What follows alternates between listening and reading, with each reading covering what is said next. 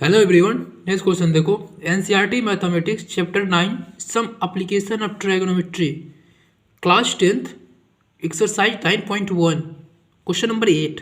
Okay, देखो a statue 1.6 metre tall, how much 1.6 metre tall, stand on a top of pedestal. Pedestal means जिसपे base हो, जिसपे मूर्ति खड़ी की जाती है। ठीक है, ये आपका पेडेस्टल है। ठीक है, देखो ये आपका पेडेस्टल है जिसपे मूर्ति खड़ी की जाती है, that is called pedestal. Now इसके ऊपर एक मूर्ति खड़ी है, स्टैचू, जिसकी हाइट कितनी है 1.6 metre. Okay, now the angle of elevation of the top of statue is 60 degree. ठीक है, द एंगल ऑफ एलिवेशन, जो एंगल ऑफ एलिवेशन हॉरिजॉन्टल से जितना ऊपर जा रहा है, ठीक है, that is called angle of elevation. और हॉरिजॉन्टल से जितना नीचे आ रहा है, that is called angle of depression. Okay, तो ये ऊपर जा रहा है ना, ऊपर जा रहा है ना, तो this is the angle of elevation. Top पे कितना है 60 डिग्री है, यहाँ से 60 degree. Okay, now the angle of elevation of the top of the statue is 60 degree and from the same point the angle of elevation of the top of the pedestal is 45 degree। ठीक, इस top से तो 60 degree है। ठीक है, अब pedestal के top से, स्टेटू के टॉप से तो हो गया 60 डिग्री, पेडेस्टल के टॉप से कितना है 45 डिग्री है। ए वाला एंगल, ए वाला एंगल, ए वाला 45 डिग्री है। ओके, ए वाला 45 डिग्री है और ए वाला आपका 60 डिग्री है। Okay, now find the height of the pedestal. You have to find the height of the BC. Okay, this is the pedestal now, तो BC is equal to question mark. Okay, okay, देखो इस question को solve कैसे करोगे, आपको कुछ statements लिखने पड़ेंगे। You have to write it, otherwise the teacher will mark you some negative marks. Okay, देखो लेट ए बी, देखो let A B the statue. ठीक है, देखो ऐसे देखो,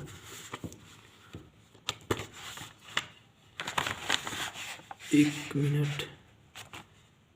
ओके, देखो let A B the statue.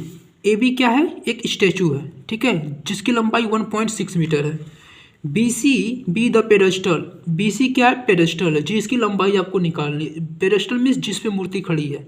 And D be the point on the ground from where the elevation are to be measured. और D क्या है, वो पॉइंट है कहाँ, ग्राउंड पे, जहाँ से एलिवेशन ये मेजर किए जा रहे हैं। ओके, नाउ देखो given A B equal to 1.6 metre, A B की लंबाई कितनी दे रखी है 1.6 metre. Now A C is equal to A B plus B C. देखो A C is equal to A B plus B C. Okay ना, now अरे देखो ए बी, देखो ए सी के क्या है एक्चुअली, ए सी जो है ए से बी तक की लंबाई, अगर जो हम ए बी को ऐड कर दें, ए बी को ऐड कर दें बी सी से सर, तो ए सी ही तो मिलेगा। तो ए सी को हम A B plus B C नहीं लिख सकते?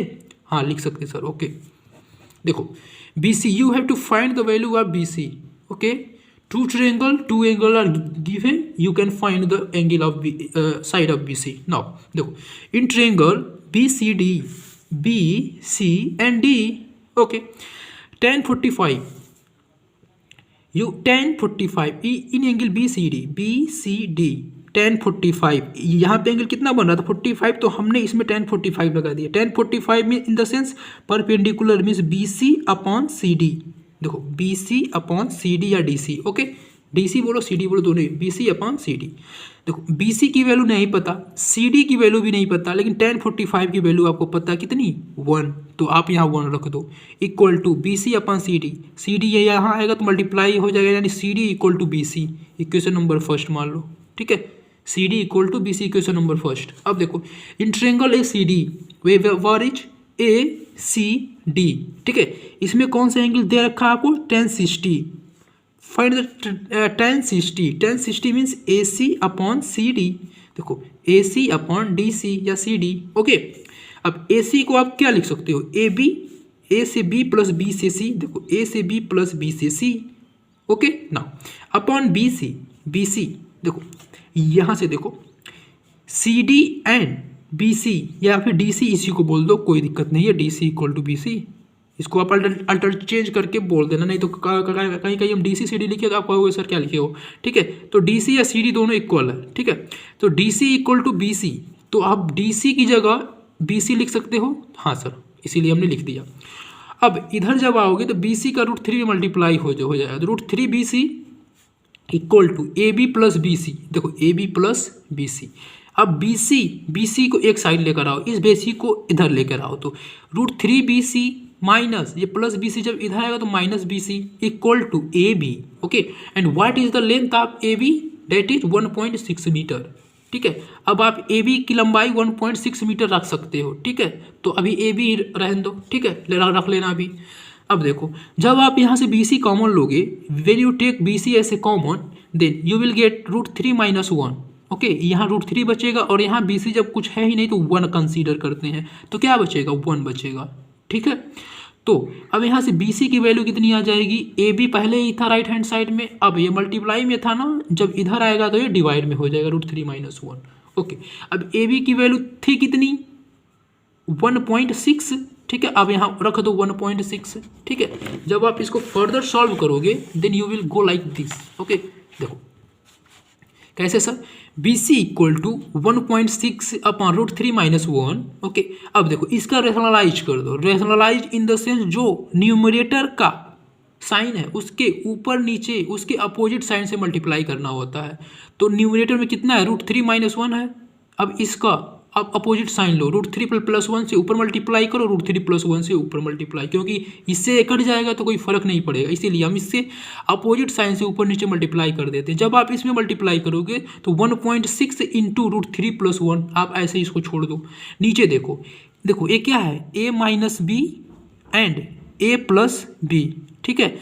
It will be a - b and a + b will be the a² - b², ठीक है। तो a² यानी √3 का स्क्वायर माइनस b² मीन्स 1 का स्क्वायर, ठीक है। ये क्या है, a है b है।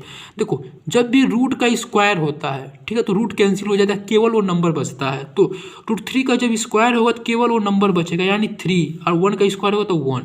तो 1.6 √3 + 1 upon 3 - 1। Now 1.6 into √3 + 1 upon 3 - 1, that is 2, okay. 2 1.6 got cancel by 0.8, okay. जब इसको आप कट करोगे 1.6 को तो यू विल गेट 0.8, ओके।